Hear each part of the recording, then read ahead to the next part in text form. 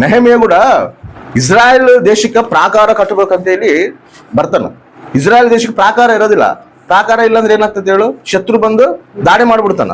ಅದೇ ಪ್ರಾಕಾರ ಆಗಿದ್ರೆ, ಪ್ರಾಕಾರ ಮೇಲೆ ಕೆಲವೊಂದು ಸೈನಿಕರು ನಿಂದ್ರಿಸಿದ್ರೆ ಎಲ್ಲಿ ಶತ್ರು ಬರ್ತಾವನೋ ದೂರದಿಂದ ಬರ್ತಿರೋ ಕೂಡ ಕಾಣ್ತಾನ. ಶತ್ರು ಬರ್ತಾನ, ರೆಡಾಗ್ರಿ ಎಲ್ಲರೂ ಸಿದ್ಧರಾಗ್ರಿ ಅಂತ ಹೇಳಿ ಸಿದ್ಧರಾಗಿ ಇವ್ರು ಯುದ್ಧ ಮಾಡ್ತಾರ. ಅದೇ ಪ್ರಾಕಾರ ಇಲ್ಲ ಅಂದ್ರೆ ಸೀದಾ ದೂರದಾರ ಒಳಗ. ಹೌದಾ ಇಲ್ಲ? ಪ್ರಾಕಾರ ಎಲ್ಲ ಗುಳಿಸ್ಬಿಟ್ಟಿರ್ತಾರ. ಶತ್ರು ಇನ್ನು ಯಾವಾಗ ಬಂದು ನಮ್ಮ ಮೇಲೆ ದಾಳಿ ಮಾಡ್ತಾರ ಭಯನಲ್ಲಿ ಇರ್ತಾರ ಇಸ್ರಾಯೇಲ್ ಪ್ರಜೆಗಳು. ಅದಕ್ಕೆ ನೆಹೆಮಿಯ ಏನ್ ಮಾಡ್ತಾನ, ಅರೇ ನನ್ನ ಪ್ರಜೆಗಳು ಪ್ರಾಕಾರ ಇಲ್ದಂಗ ಅದರ, ನನ್ನ ದೇಶಕ್ಕೆ ಪ್ರಾಕಾರ ಕಟ್ಟಬೇಕು ನಾನು ಅಂತೇಳಿ ರಾಜನ ಪರ್ಮಿಷನ್ ತಗೊಂಡು ಬರ್ತಾನ. ಪ್ರಾಕಾರ ಕಟ್ಟಾಗ ಬರುವಾಗ ನೇಮಿಗೆ ಎಷ್ಟು ಆಟಂಕಗಳು ಬರ್ತಾವ ಗೊತ್ತಾ, ಎಷ್ಟು ಇಬ್ಬಂದಿಗಳು ಬರ್ತಾವ ಗೊತ್ತಾ. ಪ್ರಾಕಾರ ಕಟ್ಕಂತಿರೋದು ಯಾರ್ದು? ಅವ್ರ ದೇಶದ್ದು. ಇಸ್ರಾಯೇಲ್ ದೇಶದ ಪ್ರಾಕಾರ ಕಟ್ಕಂತ, ತನ್ನ ದೇಶನ ತನ್ನ ಪ್ರಾಕಾರ ಕಟ್ಕಂತ. ನನ್ನ ದೇಶ ಸರಿಯಾಗಿರ್ಬೇಕಪ್ಪ, ನನ್ನ ದೇಶಕ್ಕೆ ಕಾಪದಲ್ಲೇ ಇರಬೇಕು, ನನ್ನ ದೇಶಕ್ಕೆ ಭದ್ರತೆ ಇರಬೇಕು. ತನ್ನ ದೇಶನ ತಾನು ಕಟ್ಕಂತದನ, ತನ್ನ ದೇಶನ ತಾನು ಭದ್ರಪಡಿಸ್ಕೊಂತಿದ್ರೆ ಬೇರೆ ಶತ್ರುಗಳು ಅದು ನೋಡಿ ಸಹಿಸಲಾರದೆ ಆತಂಕ ಪಡಿಸ್ತಾರ. ನೋಡ್ರಿ, ಅದನ್ನ ಓದ್ತೀನಿ. ನೆಹೆಮಿಯ ಗ್ರಂಥವು 4ನೇ ಅಧ್ಯಾಯ 7ನೇ ವಚನ. ಸನ್ಬಲ್ಲಟನು, ಟೋಬಿಯನು, ಅರೇಬಿಯರು, ಅಮೋರಿಯರು, ಅಷ್ಟೋದಿನವರು, ಯೆರೂಸಲೇಮಿನ ಗೋಡೆಯು ಜೀರ್ಣೋದ್ಧಾರ ಕಾರ್ಯವು ಮುಂದುವರಿದು ಅದರ ಸಂದುಗಳ ತಿರುಗಿ ಕೂಡುತ್ತಾ ಬರುವುದನ್ನು ಕೇಳಿ ಬಹು ಕೋಪವುಳ್ಳವರಾಗಿ ನಾವು ಒಟ್ಟಾಗಿ ಯೆರೂಸಲೇಮಿನವರಿಗೆ ವಿರುದ್ಧವಾಗಿ ಯುದ್ಧಕ್ಕೆ ಹೋಗಿ ಅವರನ್ನು ತಳಮಳಗೊಳಿಸೋಣ ಎಂದು ಒಳಸಂಚು ಮಾಡಿಕೊಂಡರು. ಯಾರ್ಯಾರು ಮಾಡ್ಕೊಂಡಾರಂತ? ಸನ್ಬಲ್ಲಟನು ಫಸ್ಟ್ ಇವನು ಗಲಭೆ ಮಾಡ್ಬೇಕು, ಇಸ್ರಾಯೇಲ್ ಪ್ರಜೆಗಳನ್ನ ನಾಶ ಮಾಡ್ಬೇಕಂತ ಪ್ರಯತ್ನ ಪಡ್ತಿರ್ತಾನ. ಇವನ್ ಕೈಲಿ ಆಗೋದಿಲ್ಲ. ಅದಕ್ಕೆ ಇವನೇನ್ ಮಾಡ್ತಾನ, ಟೋಬಿಯನನ್ನ ಇನ್ನೊಬ್ಬನ ಜೊತೆ ಪಡಿಸ್ಕೊಂತಾನೆ. ಇದಕ್ಕಂದ್ರೆ ನಾನೊಬ್ಬನ ಕೈಲೇ ಆಗೋದಿಲ್ಲ, ಇನ್ನೊಬ್ಬರನ್ನ ಜೊತೆ ಪಡಿಸ್ಕೋಬೇಕಂತ ಅವ್ರಿಬ್ರು ಕಲಿತಾರ. ಇನ್ನು ನಮ್ಮಿಬ್ರ ಕೈಲಿ ಕೂಡ ಆಗೋದಿಲ್ಲ ಅಂತೇಳಿ ಏನ್ ಮಾಡ್ತಾರ, ಅರಾಬಿಯರ್ನ ಜೊತೆ ಮಾಡ್ಕಂತಾರ, ಅಮೋನಿಯರ್ನ ಜೊತೆ ಮಾಡ್ಕಂತಾರ, ಅಷ್ಟೋದಿಯರ್ನ ಜೊತೆ ಮಾಡ್ಕಂತಾರ. ಅಷ್ಟೋದಿಯರ್ ಅಂದ್ರೆ ಫಿಲಿಸ್ಟಿಯರ್. ಇವ್ರೆಲ್ಲರನ್ನ ಜೊತೆ ಮಾಡ್ಕಂತಾರ. ಎದಕ್ಕ? ನಾವು ಬಲ ಹೊಂದಿದ್ರೆ ಅವ್ರನ್ನ ನಾವು ಜಯಿಸ್ಬೋದಲ್ಲ. ಒಬ್ಬರೇ ಇದ್ರೆ ನಾವು ಜಯಿಸಕ್ ಆಗೋದಿಲ್ಲ. ಅದೇ ನಾವು ಬಲ ಹೊಂದಿದ್ರೆ, ಸೈನ್ಯ ನಮ್ದು ದೊಡ್ಡದಾದ್ರೆ ಅವ್ರನ್ನ ನಾವು ಜಯಿಸ್ಬೋದಲ್ಲ. ಅದಕ್ಕೆ ಇವರು ಸಹಾಯನ ಹುಡ್ಕೊಂಡು ಬಲ ಹೊಂದುತ್ತಾರ. ಮತ್ತು ಇಸ್ರಾಯೇಲ್ ಜನಗಳ ಮೇಲೆ ಯುದ್ಧ ಮಾಡಕ್ ಅಪವಾದಿ ಕೂಡ ನಮ್ಮನ್ನ ದಾಳಿ ಮಾಡಕ ಅವನ ಶಕ್ತಿ ಪೂರ್ತಿ ಅವನು ಪ್ರಯತ್ನ ಪಡ್ತಿರುವಾಗ ನಾವು ಆತ್ಮೀಯ ಜೀವಿತದಲ್ಲಿ ನಾವು ಬಲವಾಗಿದ್ದು, ಪ್ರಾರ್ಥನೆಯಲ್ಲಿ ನಾವು ಬಲವಾಗಿದ್ದು, ದೇವರಿಗೆ ಸನ್ನಿಹಿತರಾಗಿದ್ದು, ದೇವ್ರ ವಾಕ್ಯಕ್ಕೆ ವಿಧೇಯರಾಗಿ ನಾವು ನಡೀತಿದೀವಿ ಅನ್ಕೋ, ಅವಾಗ ಅವನೇಂತೇಳು, ಅರೆ ನಾನು ಎಷ್ಟೇ ಗಲಿಬಿಲಿ ಮಾಡ್ಬೇಕಂತೇಳಿ ಎಷ್ಟೇ ಪ್ರಯತ್ನ ಪಟ್ಟರು ಕೂಡ ಇವ್ರು ಗಲಿಬಿಲಿ ಆಗೋಲ್ರಲ್ಲ, ಇವ್ರು ಮತ್ತೆ ಇನ್ನ ಬಲ ಹೊಂದುತ್ತಾರಲ್ಲ ಅಂತೇಳಿ ಅವನು ಸುಮ್ಮನೆ ಆಗೋದಿಲ್ಲ. ಅವನೇನ್ ಮಾಡ್ತಾನೆ ಗೊತ್ತಾ, ಇನ್ನೊಬ್ಬರು ಜೋಡಿಸ್ಕೊಂತಾನ. ಅರ್ಥ ಆಯ್ತಾ? ಇನ್ನೊಬ್ಬರು ಜೊತೆ ಮಾಡ್ಕೊಂತಾನ. ಯಾರನ್ನ? ನಮ್ಮ ಪಕ್ಕಕ್ಕಿರೋರ್ನೇ ಅವ್ನು ಪ್ರೇರೇಪಿಸ್ತಾನ. ಫಸ್ಟ್ ನಮ್ಮ ಹತ್ರ ಬಂದವನು ಮಾನಸಿಕವಾಗಿ ಅವನು ನಮ್ಮನ್ನ ಕೃಂಗಿಸ್ಬೇಕು, ಮಾನಸಿಕವಾಗಿ ನಮ್ಮನ್ನ ದಾಡಿ ಮಾಡ್ಬೇಕಂತ ನೋಡ್ತಾನ. ಅದಕ್ಕೆ ನಾವು ಕಿವಿ ಕೊಡ್ದಿಲ್ದಂಗೆ ಮತ್ತೆ ನಾವು ಬಲ ಹೊಂದ್ಕೊಂಡು ದೇವ್ರ ತಾಗ ಹೋಗ್ತಿದೀವಿ ಅನ್ಕೋ, ದೇವ್ರಿಗೆ ಇಷ್ಟಾನುಸಾರವಾಗಿ ನಾವು ಮುಂದೆ ಹೋಗ್ತಿದೀವಿ ಅನ್ಕೋ, ಅವ್ನೇನ್ ಮಾಡ್ತಾನೆ ಗೊತ್ತಾ, ಬೇರೆಯವ್ರನ್ನ ಪ್ರೇರೇಪಿಸ್ತಾನೆ. ಯಾಕಂದ್ರೆ ಅವ್ನ ಬಲ ಹೆಚ್ಚಾಗಬೇಕು. ಅವ್ರನ್ನ ಪ್ರೇರೇಪಿಸಿದಲ್ದೆ ಇನ್ನೊಬ್ಬರು ಮತ್ತೆ ಪ್ರೇರೇಪಿಸ್ತಾನೆ, ಇವರೆಲ್ಲರೂ ಮತ್ತೆ ನಮಗೆ ಏನಾಗ್ತಾರ, ವಿರುದ್ಧವಾಗಿ ನಮಗೆ ಬರ್ತಾರ. ಅವನು ಬಲ ಹೊಂದ್ಕಂತಾನವನು. ನಾವು ಆತ್ಮೀಯ ಜೀವಿತದಲ್ಲಿ ಬಲವಂತರ ಆಗ್ತಾ ಇದೀವಿ, ಆತ್ಮೀಯ ಜೀವಿತದಲ್ಲಿ ನಾವು ಇನ್ನ ಮೇಲ್ಮೆಟ್ಟಿಗೆ ನಾವು ಓದ್ತಾ ಇದೀವಿ ಅಂದ್ರೆ ಅವನು ಸುಮ್ಮನೆ ಆಗೋದಿಲ್ಲ. ಅವನು ಅಮ್ಮ ಇವ್ರು ಬಲವಂತರ, ಇವ್ರು ಹೋಗ್ತಾವ್ರು ಕೂಡ ಇವ್ರನ್ನ ಡಿಸ್ಟರ್ಬ್ ಮಾಡೋದು ಬೇಡ ಅಂತ ಹೇಳಿ ಅವ್ನು ಹಿಂದೆ ಸೇರೋದಿಲ್ಲ. ಅವನು ನಾವೆಷ್ಟು ಬಲ ಹೊಂದುತ್ತಿರ್ತೀವೋ ಅವನು ಇನ್ನೂ ಬಲನ ತಗೊಂಡ್ಬರ್ತಾನ ನಮ್ಮೇಲೆ ದಾಳಿ ಮಾಡಕ. ಇನ್ನೊಬ್ಬರು ಪ್ರೇರೇಪಿಸ್ತಾನೆ, ಎಲ್ಲರೂ ಕೂಡ ನಮಗೆ ವಿರುದ್ಧವಾಗಿ ನಿಂತ್ಕೊಂಡಂಗೆ ಮಾಡ್ತಾನ. ಎದಕ್ಕೆ ಹೇಳು? ನಾವು ಬಲಹೀನರಾಗಬೇಕು, ದೇವರಿದ್ದ ನಾವು ದೂರ ಆಗಬೇಕು, ದೇವ್ರ ಚಿತ್ತಲಿದ್ದ ನಾವು ದೂರ ಆಗಬೇಕು, ದೇವ್ರ ಸಂಕಲ್ಪಲಿದ್ದ ನಾವು ದೂರ ಆಗಬೇಕು. ಹೆಂಗಾದ್ರೂ ಮಾಡಿ ಇವ್ರನ್ನ ಬಲಹೀನ ಪಡಿಸ್ಬೇಕು. ಅವನ ಟಾರ್ಗೆಟ್ ಅದ. ಇವತ್ತು ನಾವು ಸ್ಟ್ರಾಂಗ್ ಇದೀವಿ, ಇವತ್ತು ನಾವು ಆತ್ಮೀಯ ಜೀವಿತದಲ್ಲಿ ಬಲವಾಗಿದೀವಿ, ನಾವು ಶತ್ರುನ ಎದುರಿಸ್ತಿದೀವಿ ಅಂತೇಳಿ ನಾವು ಅನ್ಕೊಂಡಿವಿ ಅನ್ಕೋ, ಅವ್ನು ನಾಳೆ ಬಲ ತಗೊಂಡ್ಬರ್ತಾನ. ಅವ್ನು ಇವಾಗ ನಾವು ಅವ್ನ ಎದುರ್ಸಕ ಇವಾಗಿರೋ ಬಲ ನಮಗೆ ಸಾಕಾಗೋದಿಲ್ಲ. ಅರ್ಥ ಆಗತ್ತಾ? ಇವಾಗಿರೋ ಬಲ ಸಾಕಾಗೋದಿಲ್ಲ. ಅವನು ಬಲ ತಗೊಂಬಂದನಂದ್ರೆ ಮತ್ತೆ ನಾವು ಇನ್ನೇನ್ ಮಾಡ್ಬೇಕು, ಅಧಿಕ ಬಲ ಹೊಂದ್ಕೋಬೇಕು. ಅವನು ಎಷ್ಟು ನಮಗೆ ವಿರುದ್ಧವಾಗಿ ಅವನ ಶತ್ರುಗಳು ತಗೊಂಬಂದು ನಿಂದಿರ್ಸ್ತಾನೋ ಅಷ್ಟು ನಾವು ಇನ್ನೂ ಬಲ ಹೊಂದುತ್ತಿರ್ಬೇಕು. ಅವಾಗ ಅವನ ಜಯಿಸ್ತೀವಿ ನಾವು. ಇವತ್ತು ನಾವು ಬಲವಾಗಿದ್ದೀವಿ, ಇವತ್ತು ನಾವು ಸ್ಟ್ರಾಂಗ್ ಇದೀವಿ, ಇವತ್ತು ನಾವು ಆತ್ಮೀಯ ಜೀವಿತದಲ್ಲಿ ನಾವು ಬಲ ಹೊಂದಿವಿ ಅಂತೇಳಿ ನಾವು ಅನ್ಕೊಂಡಿವಿ ಅಂದ್ರೆ ಅವ್ನು ಇನ್ನೂ ಬಲ ತಗೊಂಬರ್ತಾನೆ. ಅವಾಗ ಏನಾಗ್ತದೆ ಹೇಳು, ನಾವು ಇದೇ ಬಲ ಇಟ್ಕೊಂಡೆ ನಾವು ಹೋರಾಡಿ ಅನ್ಕೋ, ಅವನ ಅಧಿಕ ಬಲ ತಗೊಂಬಂದು ನಮ್ಮನ್ನ ಏನ್ ಮಾಡ್ತಾನ, ಸೋಲಿಸ್ತಾನೆ. ಆತ್ಮೀಯ ಜೀವಿತದಲ್ಲಿ ನಾವು ಬಲಹೀನರಾಗ ಮಾಡ್ತಾನೆ. ಆತ್ಮೀಯ ಜೀವಿತದಲ್ಲಿ ನಾವು ಕೆಳಗೆ ಬರುವಂತೆ ಮಾಡ್ತಾನ.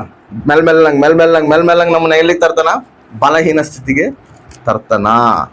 ಅದಕ್ಕೆ ನಾವೇನು ಮಾಡ್ಬೇಕು, ಆತ್ಮೀಯ ಜೀವಿತದಲ್ಲಿ ಬಲ ಹೊಂದಬೇಕು. ಅವನೇ ಅಷ್ಟು ಶತ್ರುಗಳು ನಮ್ಮನ್ನ ಅಪೋಸಿಟ್ ಆಗಿ ನಿಂದಿರ್ಸ್ತಿರುವಾಗ ನಾವು ಏನಾಗ್ತೀವಿ ಗೊತ್ತ, ಸರ್ ಅದೇ ಇಷ್ಟು ಶತ್ರುಗಳು, ಇಷ್ಟು ಆತಂಕಗಳು, ಇಷ್ಟೆಲ್ಲ ನಮಗೆ ವ್ಯತಿರೇಕಗಳು.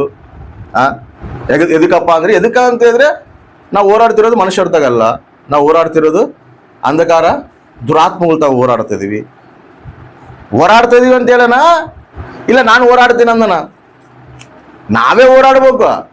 ನಾವು ಯಾವಾಗಾದ್ರೂ ನಾವು ಕ್ರಿಸ್ತನಲ್ಲಿ ಬರ್ತೀವೋ, ಇನ್ನು ನಮಗೆ ಲೋಕಕ್ಕೆ ಕಂಪಲ್ಸರಿ ಹೋರಾಟ ಇರ್ತದೆ, ನಮಗೆ ಶರೀರಗೆ ಕಂಪಲ್ಸರಿ ಹೋರಾಟ ಇರ್ತದೆ. ಆತ್ಮಗ ಶರೀರಗೆ ಹೋರಾಟ, ಆತ್ಮ ಸಂಬಂಧವಾದ ವ್ಯಕ್ತಿಗೆ, ಪ್ರಕೃತಿ ಸಂಬಂಧವಾದ ವ್ಯಕ್ತಿಗೆ ಹೋರಾಟ ಇರ್ತದೆ. ಅವ್ರ ಮಾರ್ಗ ನಮಗಿಷ್ಟ ಆಗೋದಿಲ್ಲ, ನಮ್ಮ ಮಾರ್ಗ ಅವ್ರಿಗಿಷ್ಟ ಆಗೋದಿಲ್ಲ.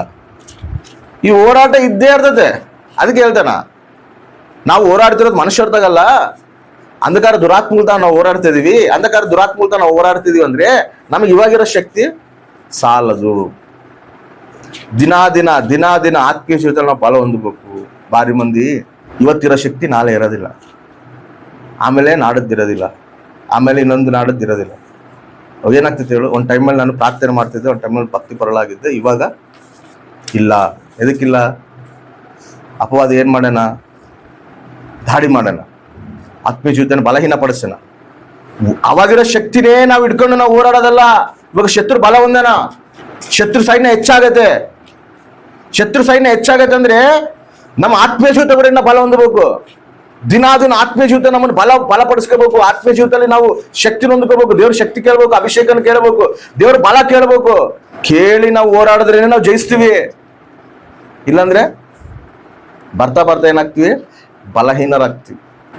ಅದಕ್ಕೆ ಇಸ್ರಾಯೇಲ್ ಪ್ರಜೆಗಳು ಯೆರೂಸಲೇಮ್ ದೇವಾಲಯ ಗುಡ್ಡದ ಮೇಲೆ ಇರ್ತದೆ. ಇವ್ರು ಗುಡ್ಡದ ಮೇಲೆ ಎಕ್ಕಬೇಕಂದ್ರೆ, ಇವ್ರು ಗುಡ್ಡ ಇಲ್ಲಿ ಗುಡ್ಡ ಎಕ್ಕಬೇಕಂದ್ರೆ ಪ್ರಯಾಸ ಪಡ್ಬೇಕಲ್ಲ, ಸುಮ್ಮನೆ ಎಕ್ತಾರ? ಆಯಾಸ ಆತತೆ, ನಿಶಕ್ತಿ ಆತತೆ, ಹೌದಾ ಇಲ್ಲ? ಅಲ್ಲೆಲ್ಲ ರೆಸ್ಟ್ ತಗೋಬೇಕಾದತೆ. ಇವ್ರು ಏನ್ ಮಾಡ್ತಿದ್ರು ಗೊತ್ತಾ, ಆ ಗುಡ್ಡ ನೆಕ್ಕಬೇಕಂದ್ರೆ ಇಲ್ಲೆಲ್ಲಿದ್ದಾನೆ ಸ್ತುತಿ ಕೀರ್ತನೆಗಳು ಆಡ್ಕಾಂತ ಹೋಗ್ತಾರ. ನನ್ನ ಮಾತು ಸ್ತುತಿ ಕೀರ್ತನೆಗಳು ಆಡ್ಕಂತ ದೇವ್ರನ್ನ ಆರಾಧಿಸ್ಕೊಂಡಂಗೆಲ್ಲ ಇವ್ರಿಗೆ ಬಲ ಬರ್ತದೆ. ಆರಾಧಿಸ್ಕೊಂಡಂಗೆಲ್ಲ ಇವ್ರಿಗೆ ಶಕ್ತಿ ಬರ್ತಿರ್ತೈತೆ, ಉಜ್ವಲ ಬರ್ತಿರ್ತೈತೆ. ಆ ರೀತಿ ಇವರು ಗುಡ್ಡ ನೆಕ್ತಾರ. ಮತ್ತು ನಾವು ಆ ಶಿಖರಕ್ಕೆ ಸೇರ್ಬೇಕಂದ್ರೆ, ನಾವು ಆ ಒಂದು ಉನ್ನತವಾದ ಬೆಟ್ಟಕ್ಕೆ ಸೇರ್ಬೇಕಂದ್ರೆ ದಿನ ಶಕ್ತಿ ಹೊಂದ್ಕೋಬೇಕು. ನಾವು ದಿನ ನಾವು ಬಲ ಹೊಂದ್ಕೋಬೇಕು. ಯಾವಾಗ ಬಲ ಹೊಂದ್ಕೊಂತೀವಿ ಅಂದ್ರೆ ದೇವ್ರ ಸನ್ನಿಧಿನಲ್ಲಿ ನಾವು ಆತ ನಿತ್ಯವಾದ ಸನ್ನಿಧಿನಲ್ಲಿ ನಾವು ಸನ್ನಿಹಿತರಾಗಿದ್ದು ಆತ್ಮ ಸಂಬಂಧವಾಗಿ ನಾವು ನಡೀತಿರುವಾಗ ವಾಕ್ಯನ ನಾವು ಮನಸ್ಸಲ್ಲಿ ಇಟ್ಕೊಂಡು ವಾಕ್ಯಾನುಸಾರ ಜೀವಿಸಕ, ಪ್ರಾರ್ಥನೆಯಲ್ಲಿ, ಸ್ತುತಿನಲ್ಲಿ, ಆರಾಧನೆಯಲ್ಲಿ ನಾವು ನಿರಂತರವಾದ ಜೊತೆ ಇದ್ದಾಗ ನಾವು ಬಲ ಹೊಂದುತ್ತೀವಿ. ನೋಡ್ರಿ ಆ ಮಾತು, ಕೀರ್ತನೆಗಳು 84:7. ಅವರು ಹೆಚ್ಚಾಗಿ ಬಲ ಹೊಂದಿ, ಅವರು ಹೆಚ್ಚಾಗಿ ಬಲ ಹೊಂದಿ ಚಿಯೋನ್ ಗಿರಿಯಲ್ಲಿ ದೇವರ ಸನ್ನಿಧಿಯನ್ನು ಸೇರಿ ಏನ್ ಮಾಡಾರಂತ, ಅವರು ಹೆಚ್ಚಾಗಿ ಬಲ ಹೊಂದಿ ದೇವರ ಸನ್ನಿಧಿಗೆ ಅವರು ಸೇರಾರ. ಹೆಂಗ ಬಲ ಹೊಂದಾರಪ್ಪ ಅಂತ ಹೇಳಿದ್ರೆ, ದೇವ್ರನ್ನ ಸ್ತುತಿಸಿ, ದೇವ್ರನ್ನ ಕೊಂಡಾಡಿ. ಆ ಗುಡ್ಡನ ಎಕ್ಕಬೇಕಂದ್ರೆ ಸುಮ್ಮನೆ ಅಲ್ಲ, ದೇವ್ರನ್ನ ಹಿಡ್ಕೊಂಡೆ ಎಕ್ಕಬೇಕು, ಅಧಿಕ ಬಲ ಹೊಂದಬೇಕು. ಇವಾಗ ಅವ್ರು ಅಧಿಕ ಬಲ ಹೊಂದಿದ್ಕ ಅವ್ರು ಗುಡ್ಡ ಎಕ್ಕಾರ, ಅವ್ರು ದೇವ್ರ ಸನ್ನಿಧಿಗೆ ಸೇರಾರ. ಅದೇ ಬಲ ಹೊಂದಿದ್ದಿಲ್ಲ ಅಂದ್ರೆ ಅವ್ರು ಅದನ್ನ ಎಕ್ಕಕ್ ಆಗ್ತಿದ್ದಿಲ್ಲ, ಅದನ್ನ ಅವರು ಸೇರಕ್ ಆಗ್ತಿದ್ದಿಲ್ಲ. ಹೌದಾ? ನಾವು ಕೂಡ ಬಲ ಹೊಂದಿಲ್ಲ ಅಂದ್ರೆ ಆ ಒಂದು ಆತ್ಮೀಯ ಮೆಟ್ಟಿಗೆ ನಾವು ಎಕ್ಕಕ್ ಆಗೋದಿಲ್ಲ. ಬಲಹೀನರಾಗೇ ಇರ್ತೀವಿ. ಮತ್ತೆ ಪ್ರಾರ್ಥನೆಯಲ್ಲೇ ಇರ್ತೀವಿ, ಪ್ರೇರಣೆಗೆ ಇರ್ತೀವಿ, ದೇವ್ರ ಸನ್ನಿಧಿನಾಗೆ ಇರ್ತೀವಿ, ಎಲ್ಲದ್ರಾಗ ಇರ್ತೀವಿ. ಆದ್ರೆ ಅಪವಾದಿ ನಮ್ಮ ಹತ್ರ ಹೋರಾಟ ಮಾಡ್ತಿರ್ತಾನೆ ನೋಡ್ರಿ, ಅಪವಾದಿ ನಮ್ಮ ಹತ್ರ ಯುದ್ಧ ಮಾಡ್ತಿರ್ತಾನೆ ನೋಡ್ರಿ, ಅದನ್ನ ಮಾತ್ರ ನಾವು ಜಯಿಸಕ್ ಆಗೋದಿಲ್ಲ. ಅಷ್ಟೇ ನ್ಯೂಟ್ರಲ್ ಮಾಡಿ ಕುಂದಿರ್ಸ್ಬಿಡ್ತಾನ. ನಿನ್ನಿದ್ದ ಒಂದು ಕೂಡ ದೇವರಿಗೆ ಮಹಿಮಕರ ಏನ್ ಕೆಲಸ ಆಗಿಲ್ದಂಗೆ ಕುಂದಿಸ್ಬಿಡ್ತಾನೆ ಅಷ್ಟೇ. ಎದಕ್ಕಂದ್ರೆ ಅವನು ನಮ್ಮ ಮೇಲೆ ಅಧಿಕ ಬಲ ಹೊಂದಿ ನಮ್ಮ ಮೇಲೆ ಅವನು ಯುದ್ಧ ಮಾಡ್ತಾನೆ. ಅಧಿಕ ಬಲ ಹೊಂದಿ ಅವನು ನಮ್ಮ ಮೇಲೆ ಯುದ್ಧ ಮಾಡ್ತಿರುವಾಗ ನಾವು ದಿನ ಅಧಿಕ ಬಲ ಹೊಂದಬೇಕು. ಎಲಿಷಾ ಏನ್ ಮಾಡ್ತಾನೆ ಗೊತ್ತಾ? ಏಲಿಯ ದೇವ್ರ ತಲೆ ಆರೋಹನಾಗಿ ಹೋಗ್ತಿರುವಾಗ ಎಲಿಷಾ ಏನ್ ಮಾಡ್ತಾನ, ನಿನಗೆ ಏನ್ ಬೇಕಪ್ಪ ಕೇಳು ನಾನು ಕೊಡ್ತೀನಿ ಅಂತೇಳಿ ಏಲಿಯ ಕೇಳಿದಾಗ ಎಲಿಷಾ ಏನ್ ಕೇಳ್ತಾನ, ನಿನ್ನ ಮೇಲಿರೋಂತ 2ರಷ್ಟು ಅಭಿಷೇಕ ನನಗೆ ಕೊಡು. ಎದಕ್ ಕೇಳ್ದ ಎಲಿಷಾ? 2ರಷ್ಟು ಅಭಿಷೇಕ ಏಲಿಯಾಗ ಎದಕ್ ಕೇಳ್ದ ಅಂದ್ರೆ, ನೀನ್ ಎಷ್ಟು ಅದ್ಭುತಗಳು ಮಾಡಿಯೋ ಅದಕ್ಕಿಂತ ಜಾಸ್ತಿ ಅದ್ಭುತಗಳು ಮಾಡ್ಬೇಕಂತೇಳಿ ಕೇಳಿಲ್ಲ. ನೀನ್ ಏನ್ ಸೇವೆ ಮಾಡಿಯೋ ನಿನಗಿಂತ ಜಾಸ್ತಿ ನಾನು ಸೇವೆ ಮಾಡ್ಬೇಕಂತೇಳಿ ಕೇಳಿಲ್ಲ. ನೀನ್ ಇರುವಾಗ ನಿನಗೆ ಆ ಅಭಿಷೇಕ, ಆ ಶಕ್ತಿ ಬೇಕಾಗತ್ತೆ. ಇವಾಗ ನಾನು ಪರಿಚಯ ಮಾಡ್ತೀನಲ್ಲ, ಶತ್ರು ಇನ್ನ ಬಲ ಹೊಂದುತ್ತಾನೆ. ಆ ಬಲನ ಜಯಿಸ್ಬೇಕಂದ್ರೆ ನಿನ್ನಲ್ಲಿರುವಂತ ಅಭಿಷೇಕ ನನಗೆ ಸರಿ ಆಗೋದಿಲ್ಲ. 2ರಷ್ಟು ಅಭಿಷೇಕ ನನಗಿದ್ರೇನೆ ನಾನು ಜಯಿಸ್ತೀನಿ. ದೇವ್ರ ಕಾರ್ಯ ಮಾಡಕ್ ನನಗೆ ಆತತೆ. ನಿನ್ನ ತರದಾಗ, ನೀನ್ ಯುದ್ಧ ಮಾಡಿದಾಗ, ಇದ್ರದಾಗ ಆ ಅಭಿಷೇಕ ನಿನಗೆ ಕರೆಕ್ಟ್ ಐತೆ. ಇವಾಗ ಶತ್ರು ಮತ್ತೆ ಬಲ ಹೊಂದಾನ. ಇವಾಗ ನನಗೆ 2ರಷ್ಟು ಅಭಿಷೇಕ ಬೇಕು. 2ರಷ್ಟು ಅಭಿಷೇಕ ಇದ್ರೇನೆ ಅವನ ನಾನು ಜಯಿಸ್ತೀನಿ, ದೇವ್ರ ರಾಜ್ಯನ ಕಟ್ಟುತ್ತೀನಿ. ಹಿಂದೆ ಇರುವಂತ ಬಲನೇ ನಮಗೆ ಸಾಕ್ಬಿಡು, ನಾನು ಬಲ ಹೊಂದಿನ ಅಂತ ನಾವು ಅನ್ಕೊಂಡಿವಿ ಅಂದ್ರೆ ನಮಕ್ಕಿನ್ನ ಮೂರ್ಖರು ಇನ್ನೊಬ್ರು ಇರೋದಿಲ್ಲ. ಇವತ್ತು ನಾನು ಏನ್ ಬಲ ಹೊಂದಿನಲ್ಲ, ಆ ಬಲ ನನಗೆ ಸಾಕು ಬಿಡು ಅಂತ ನಾವು ಅನ್ಕೊಂಡಿವಿ ಅಂದ್ರೆ ನಮಕ್ಕಿನ್ನ ಮೂರ್ಖರು ಇನ್ನೊಬ್ರು ಇರೋದಿಲ್ಲ. ಎದಕ್ಕಂದ್ರೆ ನೀನ್ ಇವತ್ತು ಏನ್ ಬಲ ಹೊಂದಿರ್ತೀಯೋ ಅವನು ಮತ್ತೆ ಶತ್ರು ಏನ್ ಮಾಡ್ತಾನ, ಇನ್ನು ಅಧಿಕ ಬಲ ಹೊಂದ್ಕೊಂಡ್ ಬರ್ತಾನ. ಹಂಗ ದಿನ ದೇವ್ರಿಗೆ ಸನ್ನಿಹಿತರಾಗಿ ನಾವು ಹೋರಾಡಿ ಆತ್ಮ ಬಲನ ನಾವು ಹೊಂದಬೇಕು. ಹೊಂದಿದಾಗೆ ನಾವು ಅದನ್ನ ಜಯಿಸ್ತೀವಿ.